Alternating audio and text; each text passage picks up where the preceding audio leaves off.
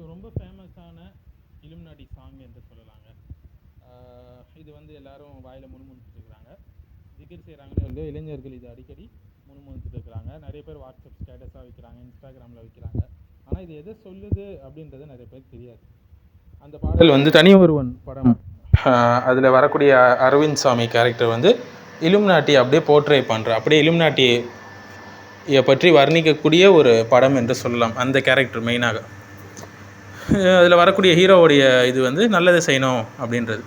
So அதில் முக்கியமாக வரக்கூடிய பாடல் வரிகள், தீமை தான் எப்போதும் ஜெயிக்கும், பேராசை தான் வெல்லும், மனுஷன் வந்து மிருகம், எதுவும் சரி தவறுன்னு இல்லை அப்படின்னு ஒரு பாடல் வரி வரும். இது வந்து இப்லீஸுடைய தத்துவம், இது வந்து குரானுடைய தத்துவம் கிடையாது, ஷைத்தானிக் வேர்ல்டு வியூ இது. ஸோ வந்து தீமை தான் வெல்லும் என்று சொல்லக்கூடிய அந்த கொள்கையை வந்து என்ன செய்கிறாங்க, பாடல் மூலியமாக பரப்புகிறாங்க. ஏன்னா இன்றைக்கி மியூசிக் இண்டஸ்ட்ரி தான் வந்து ஃபித்னாவை பரப்புறதுக்கு ரொம்ப ஈஸியான சூப்பரான ஒரு இண்டஸ்ட்ரி. யாருக்கு? இஸ்லாத்தை வெறுப்பவர்களுக்கு.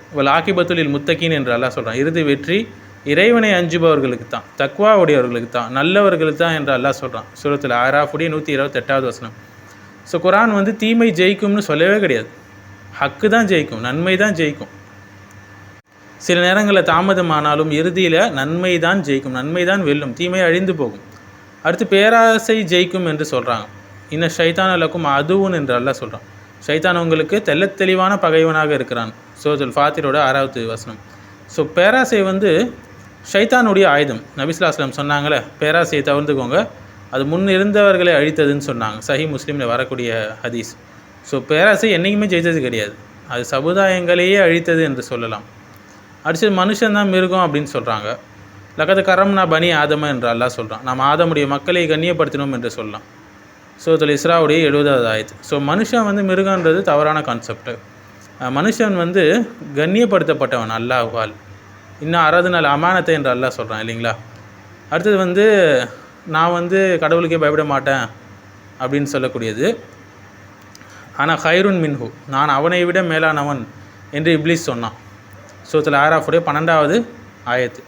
ஸோ இது இப்லீஸோடைய முதல் வசனம், அதை தான் இவங்க ஃபாலோ பண்ணிகிட்ருக்கிறாங்க. அகந்தை, ஈவில் நேச்சர், இதெல்லாம் இப்லீஸோடைய டிஎன்ஏல ஊர்னதுன்னு சொல்லலாம். சிவனாக இருந்தாலும் சமம் அப்படின்னு சொல்கிறாங்க. இன்னும் ஷிர்கல்ல துல்முன் அதீப், ஷிர்க் என்பது மிகப்பெரிய ஒரு அநியாயம் என்று சூரா லுக்மான் 13வது ஆயத்தை நம்ம பார்க்கலாம். ஸோ எல்லாவற்றையும் சமமாக்குறது, குஃப்ரு ஷிர்க் எல்லாத்தையும் சமமாக்கக்கூடிய ஒரு வேலை தான் இது. உண்மை ஜெயிக்க ஆதாரம் தேவை, பொய் ஜெயிக்க குழப்பம் போதும் அப்படின்னு சொல்லுவாங்க. பல் நக்தீஃபு பில் ஹக்கி அலல் பாத்திலி இப்போ எதுமா குஹு என்று அல்லாஹ் சொல்கிறான்.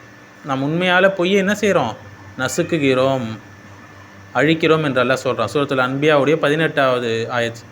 ஸோ பொய் வந்து சத்தமாக இருக்கும், எல்லார் காதிலையும் போய் கேட்கும், ஆனால் உண்மை அமைதியாக நிரந்தர வெற்றியை பெறும். ஸோ நபி சொன்ன இறுதி தீர்ப்பு, பொய் ஒரு காலம் வரை தோன்றும் ஆனால் உண்மை மறையாது, முஸ்னத் அஹமதில் வரக்கூடிய ஹதீஸ்.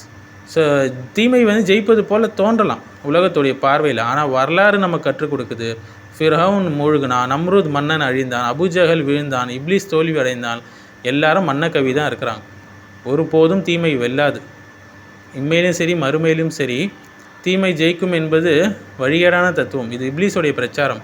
குரான் சொல்லப்படுவது தக்வா தான் ஜெயிக்கும், நல்ல மனிதர்கள் தான் ஜெயிப்பாங்க, நன்மை தான் மிகைக்கும், நன்மை தான் ஜெயிக்கும், அல் ஹக் அதுதான் நிரந்தரமானது, அல்லாஹ்விடமிருந்து வரக்கூடியது, பாத்தில் வந்து தவறானது. ஸோ இந்த முழு பாடலும் வந்து ஒரே கான்செப்டை தாங்க பேசுது. தீமை வந்து இயல்பானது, அதுதான் வெல்லும், மனுஷன் வந்து மிருகம், எல்லாம் சமம், உண்மை தேவையில்லை என்று. இது இப்லீஸோடைய உலக கண்ணோட்டம். ஸோ வந்து தீமையை வந்து நியாயப்படுத்துறது, பேராசையை வந்து வீரமாக காட்டுறது, மனுஷனை மிருகமாக தாழ்த்துறது, எல்லா கடவுள்களையும் சமமாக்குவது, உண்மையை பலவீனமாக காட்டுவது, இது எல்லாம் ஒரே மூலத்திலிருந்து வருது, ஷைத்தானுடைய மூலத்திலிருந்து. ஸோ பாவத்தை நியாயப்படுத்தக்கூடிய இப்லீஸோடைய டைலாக், நான் இருட்டிலே வாழ்கிறவன் அப்படின்னு சொல்லக்கூடிய, அது பெருமையாக பேசுறது. இருட்டிலே வாழ்கிறது வந்து தவறான ஒரு விஷயம், மக்கள் வெறுக்கக்கூடிய விஷயம். ஒலி அதுதான் ஹிதாயத். எல்லாமே சமம் என்று சொல்லிட்டா உண்மை பொய் என்ற வேறுபாடே அழிஞ்சிடும் இல்லையா. இது புளூரலிசம் கிடையாது, இது குஃபுர். இதெல்லாம் கேட்கும்போது பிள்ளைகள் இதை கேட்டு கேட்டு வளரும்போது இதுதான் சரின்னு சொல்லி வளருவாங்க. அவங்களுடைய ஆழ்ந்த மனத்தில் இது ஒரு பெரிய பாதிப்பை ஏற்படுத்தும். அவங்க வாழ்க்கையிலே இது வந்து இன்ஃப்ளூயன்ஸ் பண்ணும், வாழ்க்கையில் பாதிக்கும். இது போல் வரணும் என்றும் அவங்க ஆசைப்படுவாங்க, இறுதியில் வழிகேட்டில் தான் போவாங்க. ஸோ இது போன்ற விஷயங்களை விட்டு நம்ம வீட்டை தூரமாக்கணும். ஃபஸ்ட்டு டிவியை வந்து வீட்டில் இல்லாமல் ஆக்கினாலே எல்லா பிரச்சனையும் சால்வ் ஆகிடும். சினிமா, இந்த மாதிரி பாடல் இண்டஸ்ட்ரி இதெல்லாம் விட்டு தூரம் ஆகிறது தான் இதுக்கு ஒரே சிறந்த தீர்வு. ஏன்னா அதில் எந்த அளவுக்கு பெரிய பலன்கள்லாம் எதுவும் கிடையாது. மேலும் பாடல்கள் வந்து உள்ளத்தில் நிஃபாக்கை உண்டாக்கும் என்று ஹதீஸ்கள்லாம் இருக்குது. இப்லீஸுடைய குர்ஆன் என்பது பாடல் என்றும் சலஃபுகள் சொல்லியிருக்கிறாங்க. குர்ஆனுடைய ஆயத்து கூட அதை தான் நமக்கு சுட்டி காட்டுகிறது.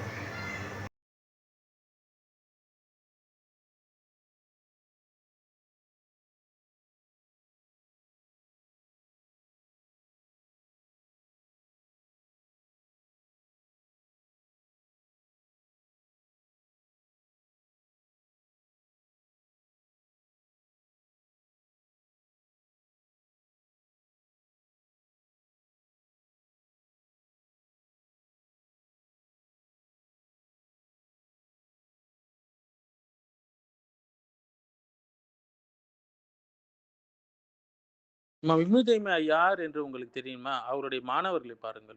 அவருடைய மாணவர்கள் மிகப்பெரிய ஒரு சான்று இமாம் இப்னு தைமியா எப்படிப்பட்டவர்கள் என்று.